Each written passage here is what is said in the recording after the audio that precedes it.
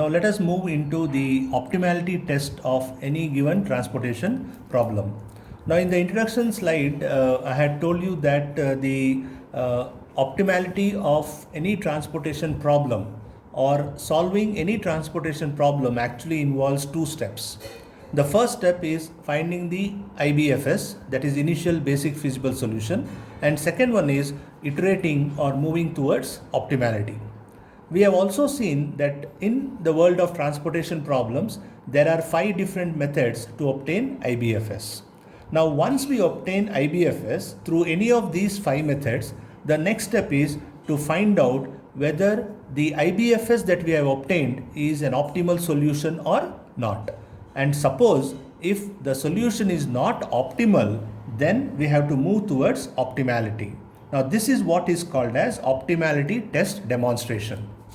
Now let us try to understand how this optimality test takes place in transportation problem. I am going to take the same example of 3 factories and 4 warehouses where the costs are given and you have the supply and demand, right? Now if you try to recollect, we had obtained the IBFS for this transportation problem using all the 5 methods, and the IBFS which we have obtained for this problem through Vogel's approximation method gave us this allocation, and the IBFS was obtained was 779. Now in this particular video, in this particular talk, we are going to find out whether the IBFS that we have obtained, which is 779, is it optimal or not, and if it is not optimal, we will proceed for optimality. Now what are the points we have to keep in mind when we proceed for optimality test? The first and the foremost thing is we have to ensure that the IBFS is a non-degenerate. Now what do you mean by non-degenerate? If the total number of allocations is equal to m plus n minus 1, then the solution or the transportation problem is said to be non-degenerate transportation problem, right? If the allocation is equal to m plus n minus 1, where m is number of rows, n is number of columns, right? Now in this problem statement, I have 3 rows and 4 columns. So my m plus n minus 1 becomes 6. 3 plus 4 minus 1, 6.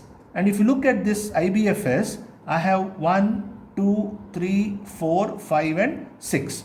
So the number of allocations done in this matrix using VAM is equal to m plus n minus 1, and hence this particular IBFS is non-degenerate, and hence I can implement optimality test procedure on this non-degenerate allocations. Now remember, if the number of allocations is less than m plus n minus 1, the resultant transportation problems are called as degenerate transportation problems, right? We will see how to tackle degenerate transportation problems at a later stage. Now the number of allocations for this problem is equal to m plus n minus 1. Now what we are going to do is we are going to implement a method called as UV method, which is also called as MODI method, MODI, which stands for modified distribution method, right? So this particular method which we are going to implement to find optimality or to find optimal solution is called as modified distribution method, which is also called as UV method, right? Now the reason why it is called as UV method is we need to find out the values of 2 variables called as UI and VJ, where UI I'll write on this side and VJ I will write it on this particular side. Now this is the reason it is called as UI and VJ. Now what I'm going to do is I have a blank matrix created. Now I'll tell you how we are going to fill this particular blank matrix. Now wherever the allocation has been done, right, you see here 5, 2, 2, 7, 8, 10. Wherever the allocations have been done, that I will mark it as dots. So I have a dot here, I have a dot here,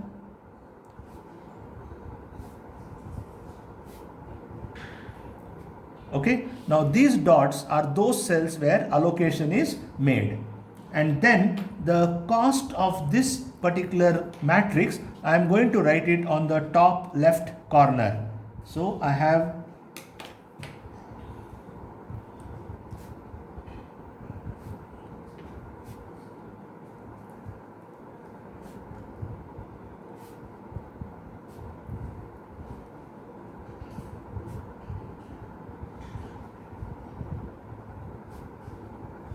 Okay, so I have written the cost on the top left side, right, and the dots indicates the allocation made.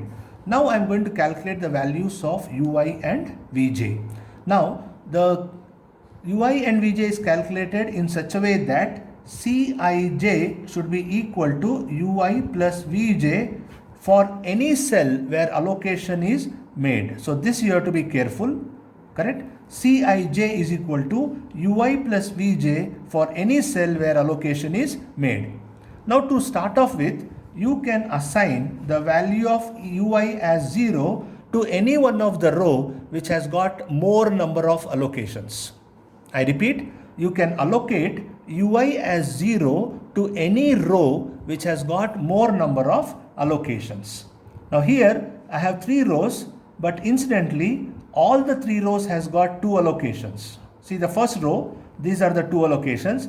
The second row, these are the 2 allocations. And the third row, these are the 2 allocations. So in that case, you can break the tie arbitrarily. That means you can assign ui as 0 to any one of the 3 rows. So what I am going to do is, I am going to assign ui to the third row, that is ui is equal to 0. That means what? My u3 is actually 0, right? Because it is a third row. Now I am going to implement this particular formula, right? Now watch out carefully. This particular formula will be implemented with respect to those cells where allocation is made. This formula will not work to those cells where allocation is not made. So keeping the cells where allocation is made, you need to get the other values of ui and all the values of vj. Now let me take, and of course there is no specific methodology as to how you should proceed. Let me take, let us say for example, the third row and the fourth column.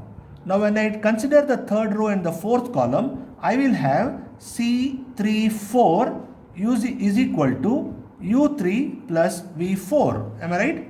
This is the third column, third row, fourth column. Now why I am considering this? Because this particular cell, this particular third row and fourth column allocation is made. That's why you have this dot. So the cost involved in this cell is 20. So cost of third row, fourth column is 20. u3 anyhow I have 0 plus v4. So I will get my v4 as 20, right? So I write it as 20. Okay. So in the examination, you don't need to write this for all the values of ui and vj. Just show it for one, right? And a simple methodology to calculate other values of ui and vj is like this. See here, this plus this should be equal to the cost only with respect to allocated cells. Don't touch unallocated cells. So 0 plus 20 is 20. Now look at this. I have this 0, I have this 8, right? So I have to write something here. So 0 plus something here should be equal to 8. So I will write 8 here. Okay? Only with respect to cells where allocation is made. Now watch out carefully. I have this 20, I have this 60, the cell is allocated, so I will make 40. So 40 plus 20 is 60. Similarly, I have 40, so I will write 0. 40 plus 0 is 40. Now watch out, I get this value of Vj as 0 with respect to this cell and not with respect to this cell. So that you have to be careful. I once again iterate that the values of ui and vj should be written in this matrix keeping the allocated cells in mind. Okay, so now I have this 20, I have this 10, so I will write minus 10. I have this minus 10, I have this 19, so I will write this as 29. Watch out. Now this is how I calculate my ui and vj. Okay, now once I calculate my ui and vj, the next step is to calculate net evaluation matrix Dij. You have to be extremely careful with this net evaluation matrix Dij because it is this net evaluation matrix in the transportation problem which will tell you whether the current existing feasible solution is an optimal solution or not. Right? Now, the formula that we use to calculate the net evaluation matrix is, this is the formula that we use. we say Dij is what is called as net evaluation matrix for every individual cell. Dij is equal to Cij minus, in the bracket we say Ui plus Vj. Now please understand, this Dij is calculated for all non-allocated cells. This is extremely important. The Dij is calculated for all non-allocated cells. Right? Now, let us look at this particular matrix. Now, this is a non-allocated cell. Right? Now, which is this cell? First row, second column. This is a non-allocated cell which is first row, second column, and hence what I write is, I say D12. Understand? First row, second column. D12, where I is 1, j is 2, equal to Cij, that is C12. What is C12? It is 30. So I write 30 minus, bracket open, Ui plus Vj, that is U1 plus V2. Right? U1 plus V2. So what is U1? Minus 10 plus V2 is 8. Right? Now watch out. D12 is equal to C12 minus U1 plus V2. Right? I repeat, this is calculated for D12 because D12 is a cell where allocation is not made. All Dijs should be calculated for the cell where allocation is not made. So this will be 30 minus 2. So this will give me 32. And hence what I am going to do is, I am going to write 32 as Dij in this particular cell. Watch out, Dij is 32 for this particular cell. Similarly, I calculate Dij for all other cells where allocation is not made, right? So it is like this, 0 plus minus 10 is minus 10, 50 of minus 10 is 60. Got it all of you, right? This is 0 plus minus 10 is minus 10, 50 minus of minus 10 is 60.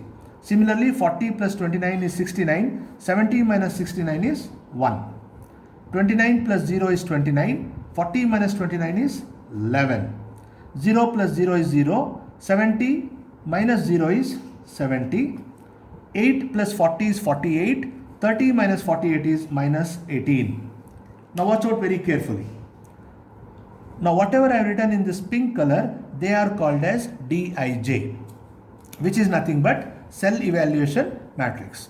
And I told you earlier that this net evaluation matrix, which is also called as cell evaluation matrix, plays a vital role in determining whether the solution is optimal or not, right? And the conclusion drawn is like this. In the net evaluation matrix, if one of the cell is negative, the solution is not optimal. I repeat, in the cell evaluation matrix, if one of the cell is negative, the solution is not optimal, and hence we have to iterate towards optimality. Now look at this, 32, 60, 1, minus 18, 11, 70. Out of all these Dij values, we have presence of one negative number, that is called as minus 18. And hence the IBFS that we have obtained, 779, is not optimal. So what we do is, we proceed for optimality. Okay, we proceed for optimality. Now the procedure for proceeding for optimality is from the largest value of Dij, right? Now sometimes it is possible that you may have more than one negative entry, correct? Say for example, you have minus 18 and you have minus 25. Now when you have minus 18 and minus 25, the largest negative entry will be minus 25, right? I am just talking about keeping the keeping the negative sign aside. So here, since we have only minus 18, this is considered to be the largest negative. Now what you have to do with this largest negative number is, you have to draw a loop. You have to draw a loop. Now how the loop is drawn? The loop can be drawn like this. The loop can be drawn like this or any other shape, as long as it is only straight lines. You cannot have curved lines. Okay, now how to draw the loop? The loop should be drawn like this. The start of the loop should be done from the largest negative entry cell. So I am going to start the loop from this minus 18, right? Now the loop is drawn like this, that it starts from the largest negative entry and the corners of the loop lies in those cells where allocation is made. I repeat, the corners of the cells, the corners of the loop lies in those cells where allocation is made. Okay, now watch out carefully. I draw a loop like this. I start from this place. There's no hardbound rule as to which side you should go. You can go right side, left side, on the top, or you can go to the bottom also. So I start my loop like this. I go up to this place and then I take a turn. I take a turn and I make an attempt to come down. Now when I make a turn like this, this becomes the corner of the loop. Understand? I start from here, I come up to this place, and here I take a turn and I go down. When I take a turn and go down, this particular cell becomes a corner of the loop, right? Now corner of the loop, allocation is done. So this is perfect. That's what I said. The corners of the loop should lie in those cells where allocation is made. Now I come down here, I take a turn here, so I have a corner here. And then I come here and then I take a turn and I come back to the origin. Now watch out carefully. I have started the loop from this particular place, that is largest Dij, and then I proceeded in this particular fashion, right? And then these are the corners of the loop where allocation is made. So the cell should start from largest negative and come back to the same place where the corners will lie in those cells where allocation is made. Now next what you have to do is you have to find out the value of theta. Okay. Now you have to mark alternate positive and negative theta to all the corners of this particular loop. I repeat, you have to mark alternate positive and negative to all corners of this loop. Now where you start the loop, you call it as plus theta. You call it as plus theta. Now this is plus theta. Next corner of the loop is this one, so we call it as minus theta. This corner of the loop is plus theta and this corner of the loop is minus theta. Now watch out. Plus theta, minus theta, plus theta, minus theta, plus theta, right? So it is in order. The alternate corners of the loop should be marked with plus and minus theta. Now what you have to do is you have to find out the allocation made in those cells where theta is negative. Now theta is negative here in cell 2,4 and in cell 3,2, correct? Now in cell 2,4, correct? Now theta will be nothing but minimum of the allocation made where negative is there. So in this cell the allocation made is 2 and in this cell the allocation made is 8. So I have this as minus theta, this as minus theta. The allocation here is 2, allocation here is 8. Out of these 2 and 8, right? The minimum is 2 and hence my theta becomes 2. Okay, my theta becomes 2. Now what is the significance of this theta? The significance of this theta is you have to add this theta and subtract this theta, right, in those cells where you have written plus and minus theta.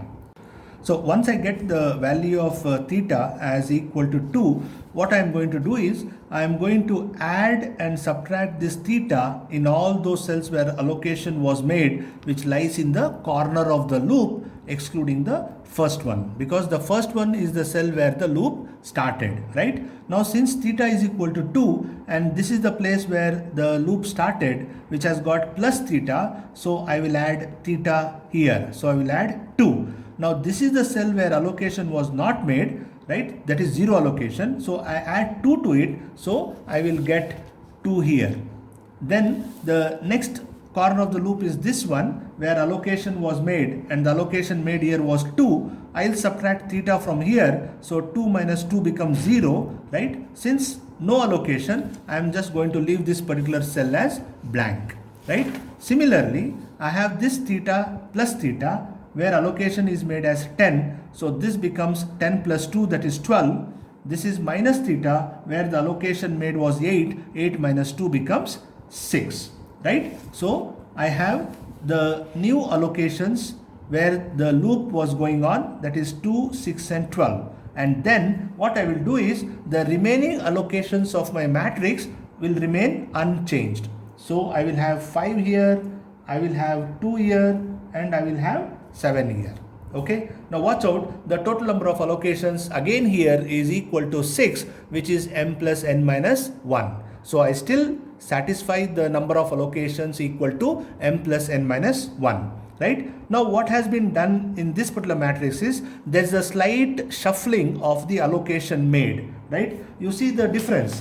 In the very initial IBFS, this was my allocation, but after proceeding for optimality, at the end of the first iteration, my allocation becomes like this. The beauty of this is, even though the allocation has been shuffled, my supply and demand will not change. 5 plus 2 is 7, 2 plus 7 is 9, 6 plus 12 is 18, and even look at this, 2 plus 6 is still 8 and 2 plus 12 is 14, right? Now this is my new allocation, and once I get my new allocation, I am going to calculate the new feasible solution. Now my new feasible solution is 5 multiplied by 19 plus 2 multiplied by 10 plus 6 multiplied by 30. Similarly, I proceed like this.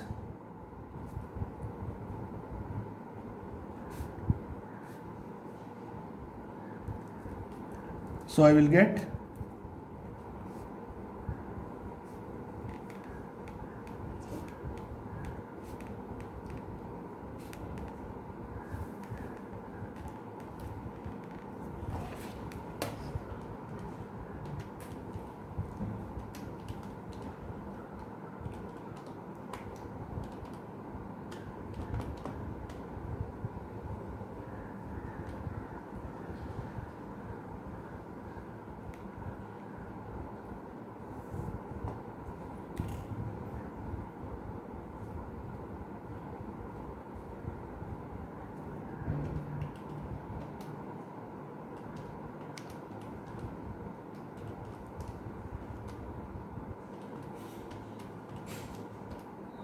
So I'll get my next feasible solution as 743, right? Now my first IBFS, that was my first feasible solution, which was 779. Now iterating towards optimality, I got the next feasible solution as 743. So definitely 743 is better than 779 when you talk about minimum transportation cost.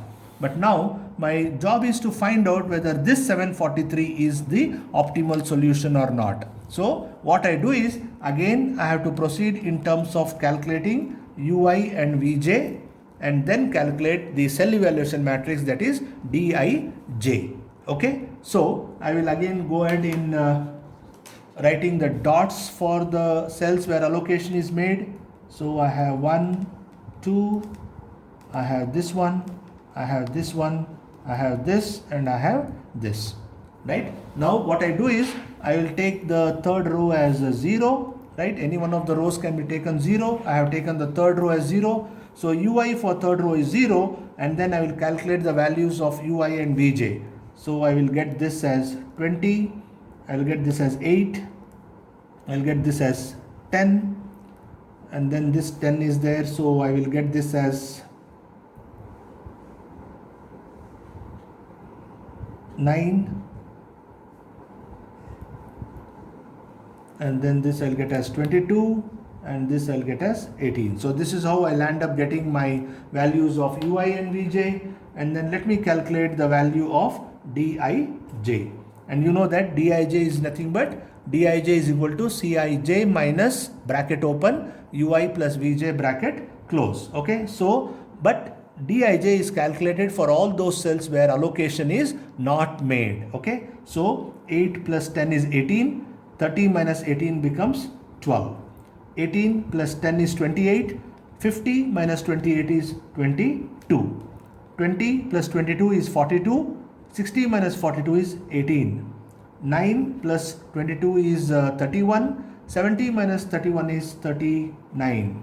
Similarly, 9 plus 0 is 9, 40 minus 9 is 31. 18 plus 0 is 18, 70 minus 18 is 52. So this is my cell evaluation matrix where I have calculated Dij. Now I observe that in this cell evaluation matrix I do not find any negative entry, right? So since negative entry is not found in cell evaluation matrix, the current feasible solution is optimal, and the current feasible solution is 743, and hence the optimal solution for this transportation problem is 743, right? And hence the optimal allocation should also be written, which is extremely important, because you just cannot land up telling the optimal cost. So the optimal allocation